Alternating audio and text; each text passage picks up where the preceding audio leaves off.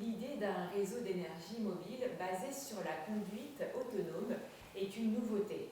Comment voyez-vous les perspectives de cette nouvelle forme de solution et son impact sur l'industrie et la société?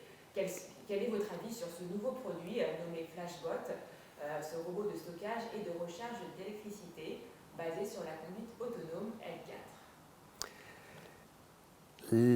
L'enjeu de la transition énergétique et l'enjeu de l'avenir, c'est le stockage de l'énergie. Aujourd'hui, le grand problème, c'est effectivement, dans cette période où l'on produit beaucoup d'énergie d'une façon intermittente et aléatoire, la question du stockage est absolument majeure. Et donc, cette réponse de Flashbot est extrêmement intéressante dans la mesure où elle permet à la fois de consommer de l'électricité au moment où elle est abondante et de la redonner pendant les périodes de pointe. Donc, c'est effectivement une des fonctions principales du stockage de l'énergie, de l'électricité, c'est d'arriver à égaliser la production et donc la consommation et donc la production. Et grâce à des systèmes comme celui de Flashbot, on peut remplir, si je peux dire, les flashbots pendant les périodes où l'électricité est abondante et bon marché et la redonner au moment où elle est chère et rare. Parce que tout le problème du coût de l'électricité, c'est le problème de la pointe. Et si effectivement les véhicules électriques viennent tous se charger au moment du soir, de la tombée du jour, c'est le moment déjà des pointes et ça accentue les pointes. Et donc ce système a un énorme avantage, c'est celui de moyenner la consommation et donc la production. Donc tous ces systèmes qui permettent de réduire le phénomène de creux et de bosse de pointe de l'électricité sont évidemment extrêmement profitables et d'intérêt général. Le deuxième avantage, c'est évidemment de Flashbot, c'est la disponibilité qu'il permet pour les véhicules électriques. Aujourd'hui, le principal problème des véhicules électriques, c'est la recharge. Alors, il y a ceux qui ont la chance d'avoir des prises de courant dans leur garage, mais ce n'est pas le cas pour tout le monde. Et donc, pouvoir recharger son véhicule à n'importe quel moment dans son parking pendant la journée ou dans un parking public ou dans la rue, c'est évidemment un avantage considérable. Et donc, de ce point de vue-là, ce Flashbot est un nouvel outil qui paraît à la fois extrêmement positif pour les particuliers et aussi pour l'intérêt général. Monsieur Macheneau, quels sont les points faibles et les défis auxquels le gouvernement français doit faire face à cette croissance du marché des véhicules électriques? La France, aujourd'hui, est dans une situation où elle a réduit considérablement ses moyens de production. Et donc, le premier défi, c'est effectivement d'avoir des capacités de production d'électricité qui soient propres. Alors, évidemment, il y a le nucléaire, mais aujourd'hui, on arrive un petit peu à la limite. Et heureusement, le gouvernement a décidé de relancer un très grand programme nucléaire, mais c'est seulement pour dans 10 ou 15 ans.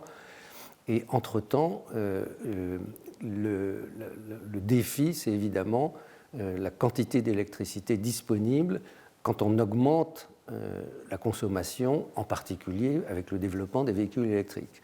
Le deuxième défi, c'est bien entendu la capacité de distribuer, donc la disponibilité des prises de recharge. Et aujourd'hui, il y a évidemment un déficit qui qui serait d'autant plus fort que le développement des véhicules électriques serait plus important. Et c'est donc un enjeu très important de à la fois trouver les moyens de production d'électricité correspondante et à la fois la capacité à les distribuer d'une façon disponible. Et donc, un système comme Flashbot permettrait évidemment à la fois de réduire la question de la pointe et en même temps de rendre disponible auprès des particuliers les recharges électriques. Les bornes de recharge pour les véhicules à énergie nouvelle sont-elles suffisantes en France? La recharge est-elle une question épineuse pour les Français qui utilisent les véhicules électriques? C'est aujourd'hui un des points faibles, à la fois du fait de la disponibilité de ces recharges. L'autre jour, j'étais dans le sud de la France et je vois qu'entre le sud de la France, Aix-en-Provence et l'Italie, il y aura, pendant une dizaine de jours, il n'y aura pas de recharge électrique. Parce que, je ne sais pas pourquoi, mais enfin bon, les gens qui ont des voitures électriques et qui veulent aller en Italie, ce jour-là, ils vont avoir quelques problèmes. Et donc, effectivement, la distribution, la disponibilité des recharges et en plus la durée de la recharge, c'est aujourd'hui un problème pour le développement des véhicules électriques en France.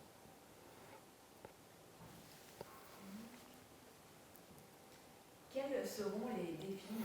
Macheneau, auxquels sera confrontée cette nouvelle forme de solution, c'est-à-dire un réseau d'énergie mobile basé sur la conduite autonome lorsqu'elle sera introduite en France? Alors, comment dirais-je, ça n'a que des avantages, à condition d'être suffisamment développé pour être disponible d'une manière généralisée. Je dirais c'est un peu comme les taxis. Si sur son application on cherche un flashbot et qu'il faut une demi-heure, trois quarts d'heure, 1 heure ou 2 heures pour le trouver, ou bien qu'il n'est pas disponible, très rapidement, les gens vont comment dirais-je, se désintéresser. Le grand défi, c'est effectivement d'avoir une distribution et une disponibilité suffisante pour répondre aux besoins. C'est une condition de succès, mais cela étant dit, si effectivement cette condition est remplie, c'est évidemment une solution incroyablement positive, encore une fois, à la fois pour les particuliers et pour l'intérêt général.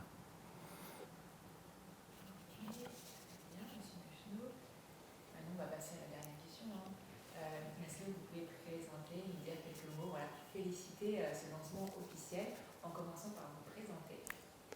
Donc, bonjour, je suis très heureux, je suis Hervé Macheneau.